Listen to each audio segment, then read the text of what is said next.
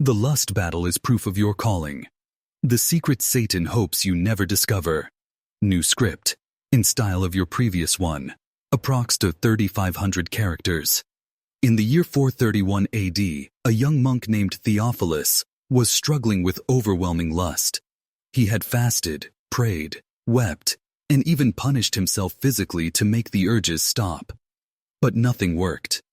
Until one night, while reading the early Greek manuscripts, he found something no modern translation ever captured. It was a hidden phrase, spoken by Jesus himself, that transformed Theophilus from a broken, ashamed man into one of the most powerful deliverance ministers of his time. What was it? And why has the enemy worked for centuries to keep it hidden from you? Here's the shocking truth. Your battle with lust isn't proof that you're weak. It's proof that you're called. The verse Theophilus found was John 20:23, but not as it reads in modern Bibles. In most translations it says, "If you forgive anyone's sins, their sins are forgiven." But the original Greek uses a military word, Krateó, meaning to seize control of, to overpower, and bind with force. Theophilus realized Jesus wasn't just giving forgiveness. He was giving authority. To those who had struggled deeply, he was saying, "You now have the power to bind the very spirits that once tormented you." This explains everything. Why is it that people who fight the hardest battles with lust often have the deepest compassion and authority to set others free? Because the enemy knows if you ever discover your true role, you'll not only walk in freedom, you'll lead others out of bondage. Let me break this down. Lust isn't a random weakness. It's a strategic attack. The devil targets people who have the potential to tear down sexual strongholds in others. David was anointed to bring Israel to purity, so he was attacked with lust for Bathsheba.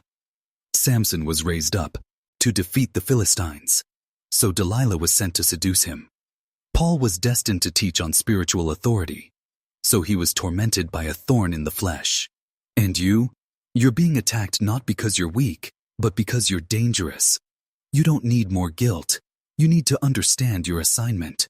Here's what Theophilus did, and what hundreds are doing today to turn their temptation into a weapon. Day 1. Accept the assignment. Say aloud, "My struggle is not my shame. It's my training for deliverance ministry." Write John 20:23 in Greek, and meditate on what Jesus truly gave you. Day 2. Bind and break. When lust comes, don't panic. Speak with authority. I bind the spirit behind this temptation in Jesus' name. Watch how quickly the atmosphere changes. Day 3. Intercede for others. Your scars give you insight others don't have. Pray for others in the same fight. This is how soldiers become generals. Day 4. Speak your testimony. Every time you share your struggle and how God is carrying you through it, your voice weakens the enemy's grip on someone else. Day 5. Walk boldly. Stop hiding. You are not disqualified. You are chosen. The most powerful freedom fighters are former prisoners who escaped the dungeon and came back with the keys. If you're reading this, and something inside you is burning, it's because the Holy Spirit is awakening your true identity. You're not just surviving lust. You're being equipped to destroy it. Your deepest temptation is tied to your highest calling. And the devil's greatest fear is not that you'll fall. It's that you'll rise and realize you were meant to set others free.